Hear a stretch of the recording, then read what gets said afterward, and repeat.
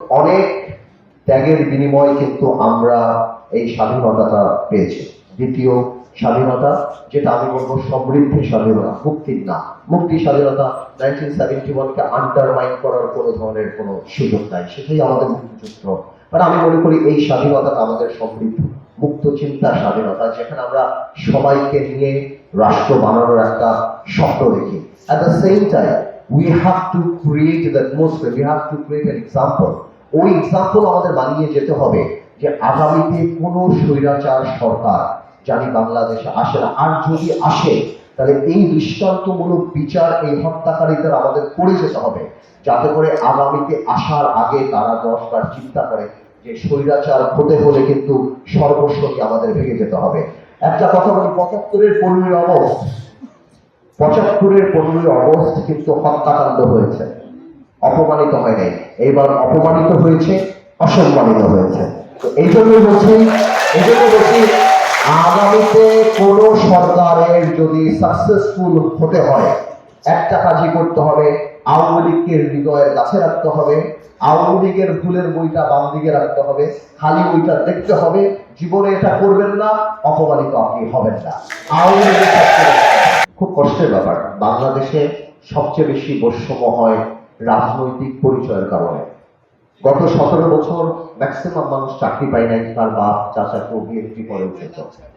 আমার মনে হয় সংবিধানে রাজনৈতিক পরিচয়, পলিটিক্যাল আইডেন্টিটির ব্যাপারটা ইনক্লুড করা সবচেয়ে ইম্পর্টেন্ট, যে পলিটিক্যাল আইডেন্টিটির ব্যাপারে কোনো ধরনের কোনো ডিসক্রিমিনেশন করা যাবে না, on basis of political identity. তো আমি মনে করি সংবিধানে এই জিনিসটা থাকা উচিত।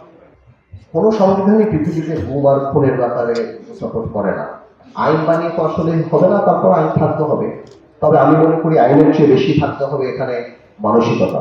আমরা চাই এই গুম খুনের ব্যাপারে অনেক বেশি প্রোটেকশন থাকুক, যাতে করে ভবিষ্যতে এই ধরনের মর্মান্তিক জিনিসগুলি বাংলাদেশের মাটিতে না হয়। আরেকটা ব্যাপার আছে, এটা অনেক ইম্পর্টেন্ট, সেটা হলো আজকের দিনে পরিবেশের ব্যাপারটা। আমাদের 18 ক জীববৈচিত্র্য, প্রাকৃতিক সম্পদ, পরিবেশ রক্ষা, রাষ্ট্রের নিয়ন্ত্রণ, এইসব ব্যাপারে কথা বলে, বা আমাদের প্রস্তাবনা হলো এই জিনিসটাকে আরো অনেক ইম্পর্টেন্স দেওয়া।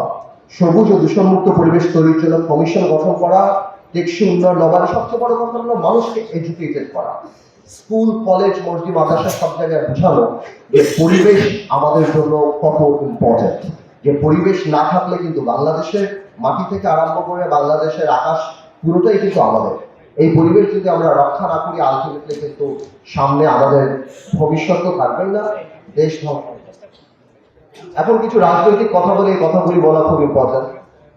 আরো কিছু প্রস্তাব যেটা অন্যান্য রাজনৈতিক দলরা দিচ্ছে, এর মধ্যে সবচেয়ে বড় ব্যাপারটা হলো প্রপোর্শনাল রিপ্রেজেন্টেশন, সমানুপাতিক পারে, যার মানে যেভাবে ভোট মানে উইনার টেকস অল এরকম যাতে না হয়, সমানুপাতিক যে নিয়ম এখন করার জন্য অনেকে চেষ্টা করছে। নৈতিকভাবে আমি এটার পক্ষে না, এই জন্য এটার পক্ষে না, আবার আমার মনে হয় বাংলাদেশ এটার জন্য এখনো প্রিপেয়ার না। আর এটা এত বড় একটা ব্যাপার, সেটা এই সরকার না, বরং আগামীতে যারা রাজনৈতিক সরকার আসবে, সেই ধরনের সরকারের উচিত হবে এই ব্যাপারে কাজ করা, বসা, বোঝা। এবং সেই সরকার যদি মনে করে, তাহলে আমি মনে করি সেটা ঠিক আছে। তবে এই সরকার I think is too weak এত বড় একটা সিদ্ধান্ত নেওয়ার জন্য। দ্বিতীয়, প্রধানমন্ত্রী এবং রাষ্ট্রপতি ক্ষমতার ভারসাম্য, জুডিশিয়াল কমিশন, জাজদের অ্যাপয়েন্টমেন্ট, এই ব্যাপারগুলি নিয়ে আমরা সবসময় কথা বলি।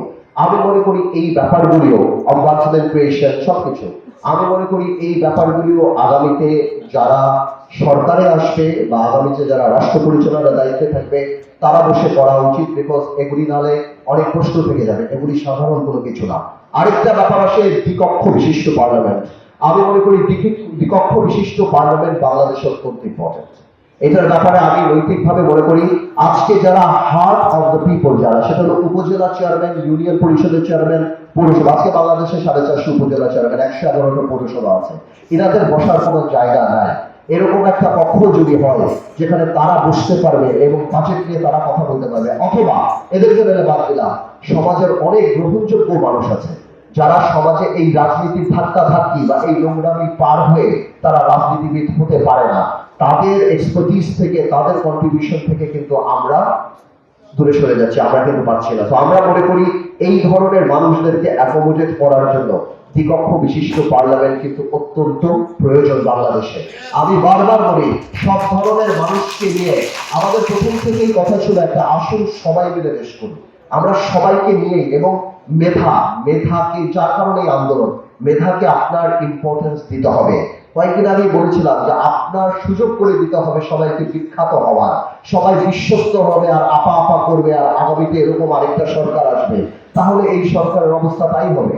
আমরা কিন্তু এই সিস্টেমকে করাপ্ট করে দেব। তো আমি মনে করি যে আগামীতে দ্বিকক্ষ বিশিষ্ট পার্লামেন্ট, যেটা বিএনপি বেশ অনেক আগেই, ভেরি ইন্টেলিজেন্টলি বিএনপি বেশ অনেক আগেই আপনার ইন্ট্রোডিউস করেছে, কিন্তু ভেঙে বলে নাই যে তারা দ্বিকক্ষ বিশিষ্ট পার্লামেন্টে কি এক্সপার্টিস চায় না আপনার আমাদের উপজেলা লেভেলে যারা আছেন বা তারা তাদেরকে চায়। আমি মনে করি এই ওয়ে আইদার আপনার উপজেলা ইউনিয়ন পরিষদের চেয়ারম্যান থেকে আরম্ভ করে তাদের জন্য যদি 700 সদস্য বিশিষ্ট করেন, যদি না করেন সমাজের একদম গ্রহণযোগ্য ব্যক্তি যারা সমাজকে কিছু দিতে পারে না, তাদেরকে শুধু ক্রাইসিসের সময় তত্ত্বাবধায়ক সরকার আর ইন্টারিম বানানোর জন্য খোঁজার তো দরকার নাই, তাদেরকে প্রথম দিয়েই আমরা আমাদের সাথে রাখতে পারি। তো আমি মনে করি তাদেরকে যদি রাখি, আমি মনে করি সেটা বাস্তবায়নের কাজ হবে।